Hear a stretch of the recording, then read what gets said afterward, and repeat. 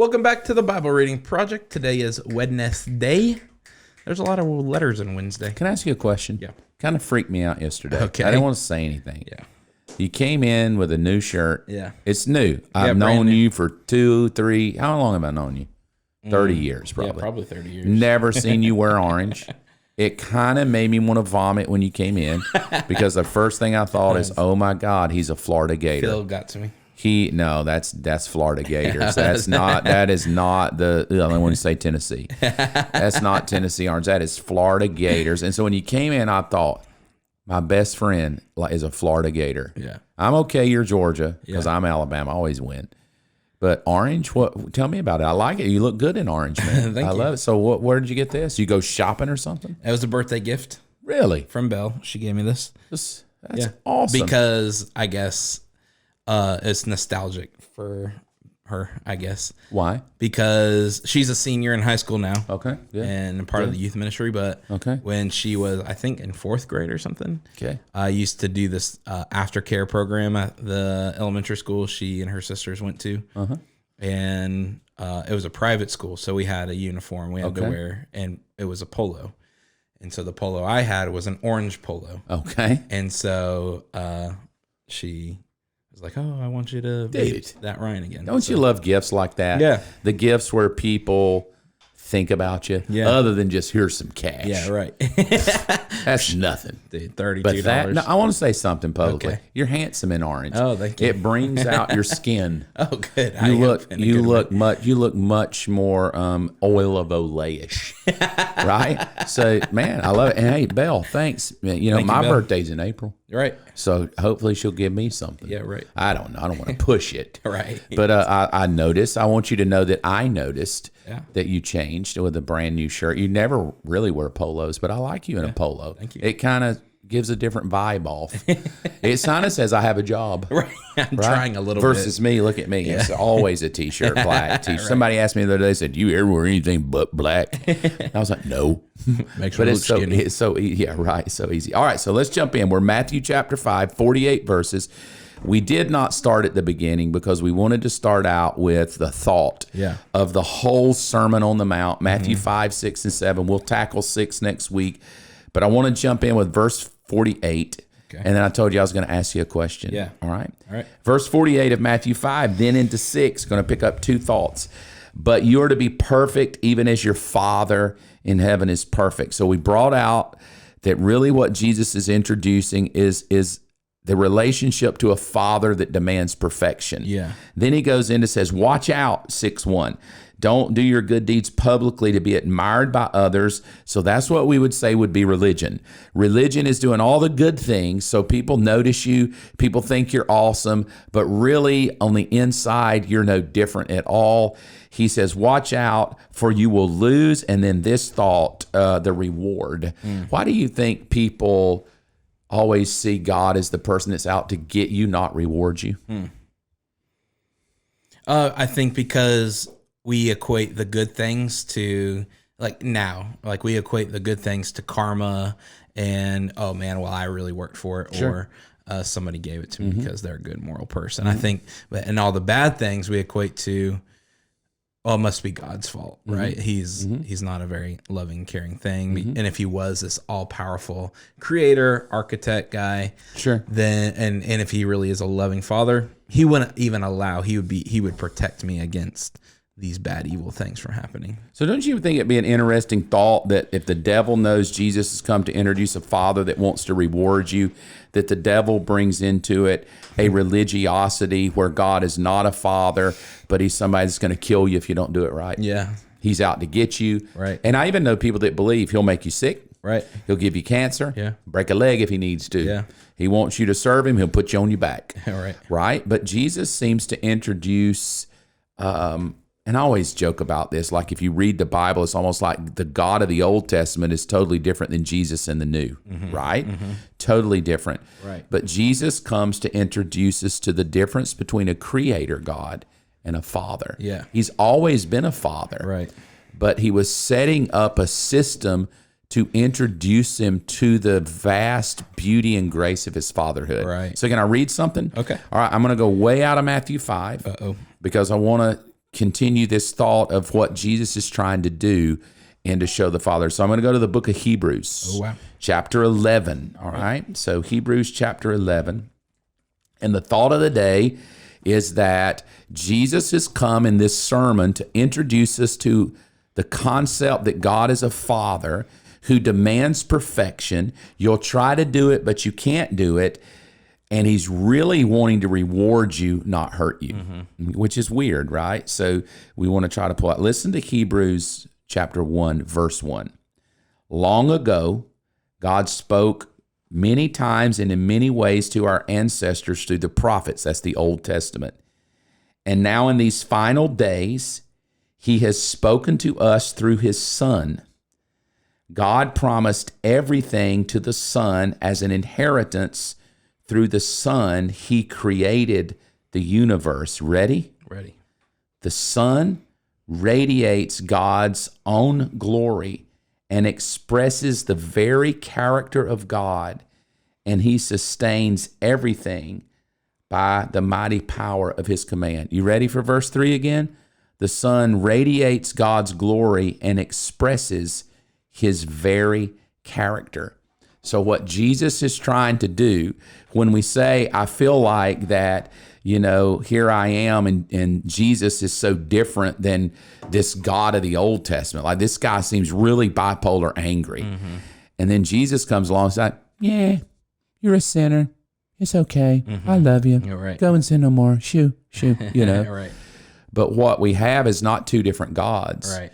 We have Jesus expressing the true nature of who God is. It's good. And you want to know how it gets blown away? God's nature never changed. Right. It was that Jesus was introducing us that all along he was a Father who demanded perfection. And when Jesus came, it wasn't a separate God that was real gracious with you. It was still demanded by the Father. Right. And it was such a demand, and this is why I think the teachings of Jesus, you said we want to get to know Jesus better, right? So Jesus kind of, almost like it could introduce of, it's okay if you're a sinner, I just love you. Yeah. You just go and sin no more, right? Right. But he has this, but there's a Father that expects perfection. Right. There is a Father that wants to reward you. And now watch, this God didn't change out here because why? He killed his own Son. Right. So the perfection that you and I could never achieve, that we should be punished by this Father, the Father said, yeah, I'm not going to punish y'all. I'm going to punish myself. So as Jesus sets them up, there's an expectation of perfection. Right. But he's setting them up that there's also a Father that expects your perfection. Right. And you're going to try to be perfect, but you can't. And that's why I'm here. Right. Because I'm going to take your imperfections so you can have a relationship with the Father. Are you ready? Back to Matthew 5. Okay. Listen to this. This is very interesting. Jesus will say up at the very verse 16, in the same way, let your good deeds shine for all to see. And he introduces this thought. So everyone will praise your heavenly Father. Ready for this thought? Verse 44. I say, love your enemies and pray for those who persecute you. In the same way, you will be acting as true children of your Father. He's trying to get this group of people to come to understanding God as a Father. But the only way they're ever going to understand it is to realize the Son is going to be put to death for their perfection so they can know the Father. And I think that's the beauty of Jesus and his teachings, is he sets us up that there are expectations. Right. It's not like we're sloppy. There are things we want you to do. There's a way we want you to be perfected. However, you can't be, but don't worry, because I'm going to take all the punishment for you. And I think that's the beauty of the teachings of Jesus, is as he gives me all these things he wants out of me, he's going to perform it all for me so that I can be rewarded by the Father. So that the rewards actually come through him because he's going to do it for me. That's good. And a question real quick. Okay. Why do you think maybe in our generation we just don't even see God as a Father anymore? Like that concept almost seems foreign. God is a father.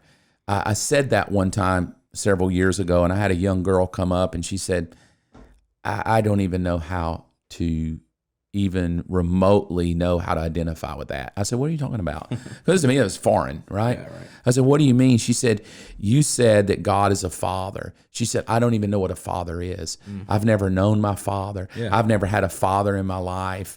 Other people have come up through the years and say, I don't even know how to identify with God's father because my daddy molested me. So what do you think's happened to a generation that has lost the concept that God is a father? And what does that even mean to you when I say that? He's a father. Yeah. Well, the way that God designed it from the very beginning was that the family would frame who God is. So God made Adam a father, and he would frame who God was because Adam was the one who walked with him in the cool of the day. And so Adam was going to transfer this knowledge, and so that one day when his kids would grow up, then they could know God for themselves, right? And so if a father is supposed to frame who God is, well, then if I'm the enemy, I'm going to just take that out. I'm going to just obliterate the family altogether, father, mother, and all.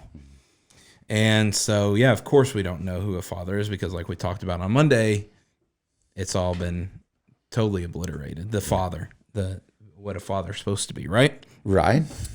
And so, especially when you come from most statistics today, I think it was like 63% of all marriages will divorce. Yeah. Right. So if there may be a kid, there may not. But if 63% of marriages today in American culture divorce, that means there's going to be a 6 out of 10 chance that that child is going to have a different perception of a father than growing up in a home with a father. Right. Now, that may be through a father that abandoned them. It may be through a father that molested them. It may be through a father that died. It may be through a stepfather. But I do believe that we're in a crisis of why maybe a lot of people don't understand the beauty of Jesus is because he died to bring us to a father. And just trying to define. So I want to ask you one more question. In your own words, define the term father. Someone that will protect you and provide for you. Okay. No matter what. Okay. A protector and a provider. Yeah. No matter what. If I'm going to define father, I'm going to define father as somebody who births me, right? Yeah, I'm there, or at least put the seed in, right, that came, but that not only just was part of my birth, but was part of my development, and it was part of my maturity, and it was part of my destiny. So that it's this fathering is a longevity. I think that's what Jesus said. I'm with you always, Right. even to the ends of the earth. Right. So this concept of fatherhood to me is not just a you're with me if I'm doing good, or you love me only when I do good. It's from birth, womb to the tomb. It's somebody that is working with my purpose and my destiny in relationship to God as well. So I want to talk about that a little more tomorrow, and we're going to jump in and begin to read chapter 5 and really pull out these thoughts of perfection and fatherhood, reward, and what is Jesus trying to get us to come to. Thank you for hanging out with me. Have a good day. We'll see you tomorrow.